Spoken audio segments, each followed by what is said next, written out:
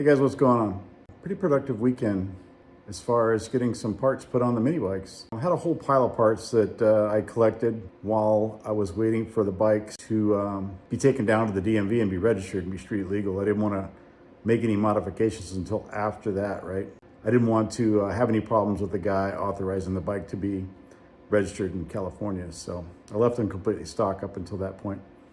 But most of these parts came from Bart Motoco in Orange County, California, which isn't very far away from where I work. So that was kind of nice, supporting a local business. But let's take a look at what we got here as far as, custom Ice Bear Champion CT70 Honda clones. Yeah, I think that's what they are. Well, those aren't them. These are them. Well, the green one gets most of the mods. And, I think it's because this is the one I'm gonna ride until the wife takes it away from me, and then I've got to mod the other one, right?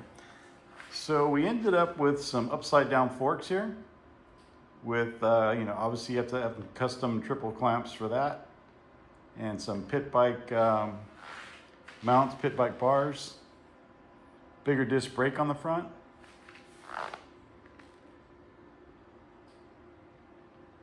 Custom brackets for the headlight. Yeah, these forks do have clickers for adjustable dampening.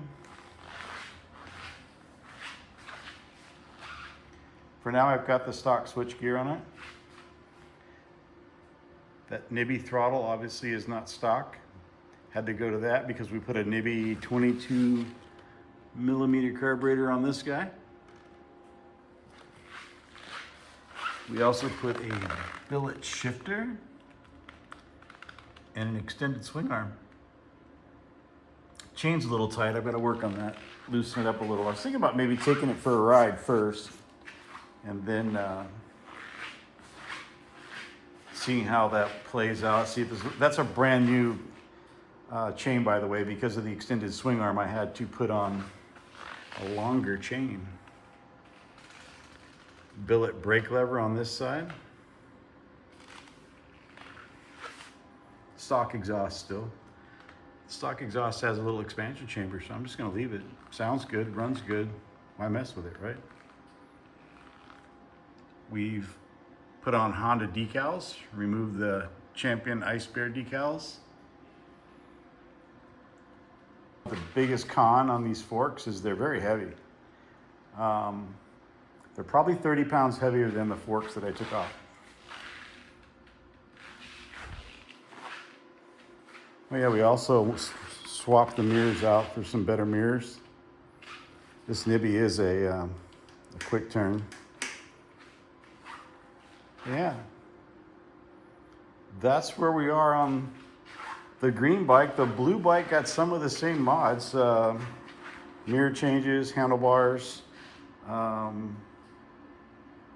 What else did we do? Oh yes, we put a billet brake lever on here. A billet shifter on this side.